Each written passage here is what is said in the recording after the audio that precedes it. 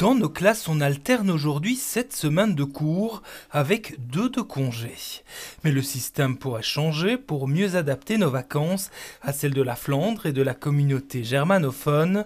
Les implications possibles sont loin de satisfaire puisque les périodes de cours d'affilée pourraient être fortement raccourcies pour certaines, rallongées pour d'autres. On imagine bien que 8 semaines c'est déjà compliqué parfois, mais 9 semaines, 10 semaines de cours complètes à tenir pour un enfant de 6 ans, 7 ans, 8 ans, c'est vraiment, on peut être complètement épuisé à la fin de ce moment-là. Des situations extrêmes qui pourraient survenir certaines années en fonction des calendriers. Le système actuel existe depuis 3 ans, fruit d'une réflexion sur les besoins de l'enfant.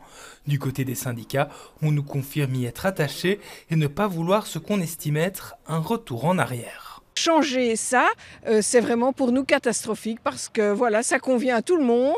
Je pense que c'est encore une raison pour laquelle la ministre risque de se mettre les enseignants à dos et c'est vraiment dommage. C'est tout à fait un non-sens. À mon avis, ça fait surtout plaisir aux Flamands et pas vraiment aux francophones.